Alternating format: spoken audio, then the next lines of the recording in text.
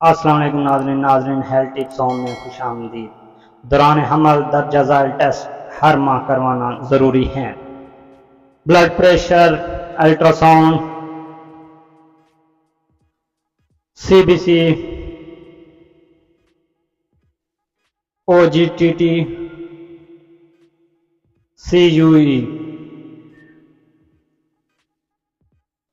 especially for urine protein، LFTs،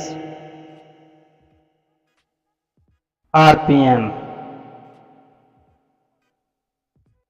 TSH۔ مسکریج ہونے کی علامات یا الرٹ،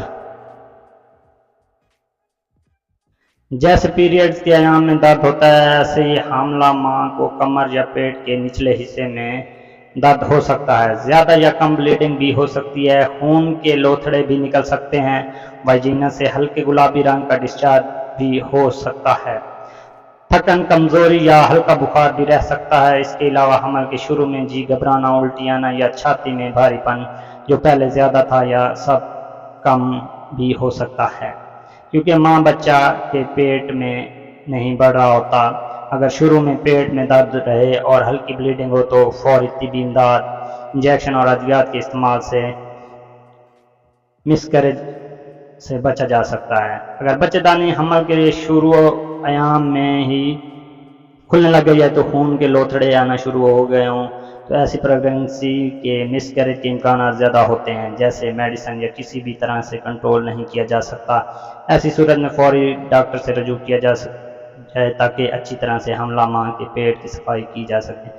ناقابل دوائیوں کی بجائے گائنیکولوجسٹ کو چیک کروائیں، کیونکہ اگر غیر تجربہ کار دائی یہ کام سر انجام دے گی تو یہ غیر محفوظ اسقاط حمل شمار ہوگا۔ غیر محفوظ اسقاط حمل کی پیچیدگیوں میں نامکمل اسقاط حمل، انفیکشن، کافی مقدار میں خون کا آنا اور اندرونی اعضاء کو نقصان، مثلاً بچہ دانی پھٹ سکتی ہے یا اس میں سوراخ بھی پیدا ہو سکتا ہے، جس کے نتیجے میں حاملہ ہونے کی صلاحیت مستقل طور پر ختم ہو جاتی ہے۔ ابارشن، مسکریج ہونے سے کیسے بچا جائے؟ نئے شادی شدہ جوڑوں سے گزارش ہے کہ اگر فیمیل یا میل پہلے کسی بیماری کا شکار ہیں تو پہلے اس بیماری کا مکمل علاج کروائیں۔ جبکہ فیمیل کے پیریڈز میں بے ترتیبی ہے، ہارمونز عدم توازن کا شکار ہیں، blood pressure out of control ہو، تھائرائیڈ کا مسئلہ ہے تو پہلے ان مسائل سے چھٹکارا حاصل کریں، اس کے بعد والدین بننے کا سوچیں، ورنہ ماں کی صحت متاثر ہو سکتی ہے۔ یاد رہے، ذرا سی بے احتیاطی آپ کا عمر بھر کا روگ لگا سکتی ہے۔ اپنا اور اپنے پیاروں کا خیال رکھیں اور ہمیں دعاؤں میں یاد رکھیں۔ انشاءاللہ نیکسٹ ویڈیو میں آپ کے ساتھ ملاقات ہوگی، تب تک کے لیے اجازت دیجیے۔